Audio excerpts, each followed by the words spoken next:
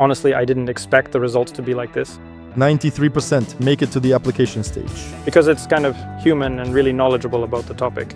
There are people who talk to you for 3 times over 3 days just so we can get them to become a lead. Well, I actually love all these new things that create a wow effect. You just want to share this kind of thing.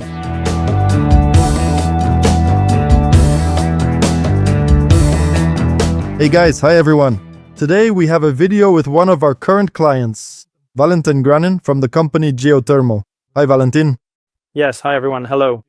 Listen, you have such an incredibly interesting company. When we first met at the business club and I started to look into what you do, it honestly seemed like pure magic to me. Then I found out that you actually manufacture this right here in Russia, and I just started browsing your website thinking, wow, this is absolutely amazing.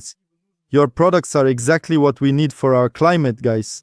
Maybe you could explain it in a bit more detail so people can really understand. You all knew about this. Basically, we take free heat from the ground and use it to heat commercial properties, places like warehouses, factories, hotels. We started with private homes, but now we're working on large factories. We recently launched a project covering 12,000 square meters. We can provide heating without mainline gas using renewable energy sources. That's really interesting. Listen, when I showed you our product for the very first time, you disappeared for about 2 weeks. And then, as it turned out, you already had some experience implementing something quite similar to this. And you also had a consultant for your website, which, as I understand it, you spent almost a year working on and poured a significant amount of money into. And your first reaction was, are you offering us yet another solution that doesn't actually work, right? Listen, let me put it this way. Our product, geothermal energy, right? It's like some unknown creature. Hardly anyone knows anything about it. And in sales, it's really tough to explain to clients or decision makers, like, let's just talk about it. Everyone thinks, oh, it's nonsense, it can't possibly work, it's something unknown, and so on. And that's always been the stumbling block, this initial conversation, this very first step. People are skeptical, they have doubts, and they often dismiss it before we even get a chance to explain the real benefits or how it actually works. So, the sales department that we have now, they're definitely doing a good job, of course, and they do communicate with clients on a regular basis. But people often come to the website, look around for a while, and whatever they understand from the site is basically what we've managed to convey as the main idea. And maybe we're not conveying it very well or as clearly as we could. So they browse a bit, but they don't really want to talk to people on the phone. They don't want to leave their contact information. They just take a look and then leave the site. But some of them do leave requests. Well, those are the ones we've worked with so far. So here, when we installed your system, we noticed that people actually started interacting with it. They began asking questions, and the AI responds to them quite competently and effectively. It answers them, and a dialogue develops between the user and the AI. And during this ongoing dialogue, I see, oh, they've left their name and phone number. It's not like how it used to be before, when we had a chatbot and it would just do the standard thing, like you ask a question, and right away it would say, please leave your phone number and name. Personally, whenever I visit sites like that, I immediately think, okay, I get it, and just close the page and leave. But here, you can actually have a conversation, chat safely, for yourself. During this conversation, you realize this is what you need, and only then do you leave your contact information. That's exactly what happened with us, by the way. I remember when you set it up and we were discussing the very first project together, you had the feedback from the commercial director at that time was very clear. He said, how does this even work? We spent a ton of money on it, and it never actually worked for us. And when Valentin came to me saying that we needed to implement this, I dismissed the idea entirely, said it was all complete nonsense, and honestly, not even worth our time. But then, by some miracle, you agreed to try it for a week, and after that, everything changed. Yeah. When you sent it over to me, honestly, I was absolutely swamped with work at that time, and we had a ton of different tasks going on all at once. And when you sent it, I remember thinking, well, you said, here's the code, just put it on the website, and that's it, nothing more to do. I thought, well, okay, why not? I'll experiment, put it up, and that's it, and then I left. I thought, well, honestly, I really, truly didn't expect such results. But when I actually saw the conversion rate, those who get interested and then leave their contact information, I don't remember exactly, but I think it was about 80%. Right now, I'm looking at your analytics, and over the past month, an impressive 93% of those who started the chat actually ended up submitting an application. So only one single person didn't leave us their contact information out of everyone who started talking to the consultant. By the way, in your particular case, it actually worked out really well for your specific niche. Yes, well, that's because the product isn't very clear, so people start chatting, asking questions, and they get answers without being immediately asked for their contact information. Then when the conversation reaches a certain point, that's when the consultant asks for it, and people are generally quite willing to provide it. I've been looking through the chats, just skimming for now, and you can see that people are interested. They do leave their information. That's pretty cool. And it's because otherwise they would have just passed by, so to speak. So yeah, and Pasha, our commercial director, I sent it to him once and said, hey, let's set it up and see how it goes. He was like, yeah, okay, we'll set it up and take a look. And then when you gave him access to see how the chats were going, he realized that it was actually really quite cool, interesting, and impressive. Yeah, the system definitely works. Listen, it really works. You guys had a case where you spent a ton of money doing something custom, so what's the difference really? I'm just always curious myself because there are so many options on the market. There seem to be a lot of alternatives, but each one has its own approach. So I'm just curious, what's the secret sauce? In my understanding, back in the earlier days of chatbots, the user would typically ask a question, and based on that particular question, they would receive a standard pre-written answer from a predetermined list of possible responses. And you just had to get creative with how you prepared the answer so it wouldn't sound like it came from a machine. But here, well, it communicates just like a human being, really, and it generates these thoughtful, nuanced responses. Honestly, I don't know how it does it, but it's pretty impressive to say the least. So from my perspective, if I try to put myself in the shoes of our leads, I can totally understand and appreciate why people would want to interact with it, to engage with it, and to see what it can do. That's probably how I would put it, because it's kind of, I don't know, human, I guess, and really knows the subject. Although, as I told you, yeah, I was reading through the chat, just seeing how it communicates and responds. And as an expert in geothermal heating, a lot of things just sound a bit off to me, like, man, honestly, I probably wouldn't have answered that way. And my first instinct was, Max, let's train it some more so it can answer correctly. So then Pasha and I sat down and thought, well, if the conversion rate is 80, or now, as you say, already 90%, then why bother? Let it keep collecting contacts, even if it sometimes says things that aren't entirely accurate. Well, yeah, but honestly, you always have to experiment here. Maybe you'll refine it further, maybe the conversion rate will drop or increase. It's just a matter of testing. 93% seems like a lot, as if you've really hit the person's pain point and fulfilled their needs. Because I also looked at the correspondence, and every second person responds. Somewhere around the fourth or fifth message, we already start saying, hey, why don't you talk to our expert? And people reply, no, wait, I still have these questions, and those. There are people who chat with you for 3 days, 3 times, before we can finally qualify them as a lead. But that's also part of the experience because your equipment is very complex and expensive, right? What's your average ticket size, more or less? 17.5 million. There you go, $17 million. It's not something you would just buy on a sudden impulse, right? We have project-based sales, so the process is quite lengthy. So from the moment of the initial inquiry, even those first questions, sometimes even just a little worm of an idea, it can take a year or even 2 from that point to the actual purchase. Well, as I understand it, people are currently just in the process of planning this construction because, from what I can see on your YouTube channel, you guys are actually pretty active on YouTube. It really looks like a genuine, real construction project is getting started where you need to carefully allocate space and then build a substation right on that specific spot, correct? Yeah, that's right.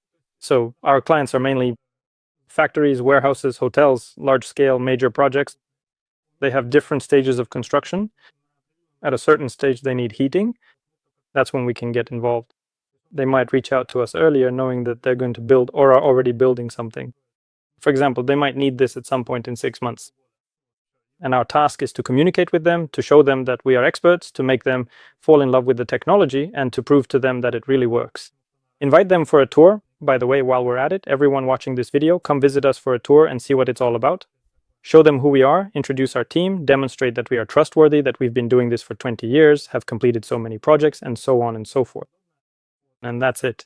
And then over the course of this period, about 6 months, he stays in our pipeline. We keep warming him up, showing him projects that are relevant to him. For example, if he reached out to us about a warehouse, and during that time we launched a similar warehouse, we tell him, look, we've just launched a warehouse just like yours. Would you like to come and see it or maybe watch some videos about it? That's how the process works. Your YouTube channel is an excellent example. I often use it as an example, especially for mushroom production, which is a complex business. Just look at your example. It's really impressive. Honestly, I always admired you and felt a bit envious, wishing I could start making YouTube videos for our company too.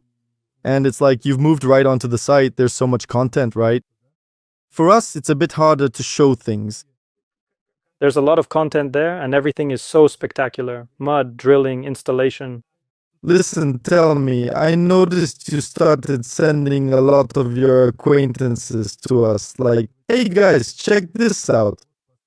Why did you decide to so actively share our service and recommend us? But I love all sorts of new things that create a wow effect, and I want to share that. I mean, I definitely wouldn't just recommend anyone or anything to someone else. It's hard for me because there's a certain responsibility involved. But here, we saw how it works for us and how easy it is. And for me, what's really cool is that there weren't any questions or issues from your side. And who is your target audience? What is their pain point? Like how everyone starts out. There was nothing like that at all. You just took, as I understand it, our website and generated this AI thing from it. And then you just gave me the code, which I inserted into the site, and it already works. Well, that's cool.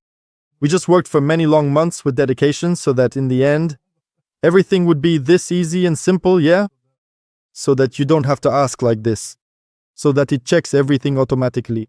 Now we want to take all of the recordings of our managers when they are speaking with clients, specifically those successful conversations, so to speak, and transcribe them.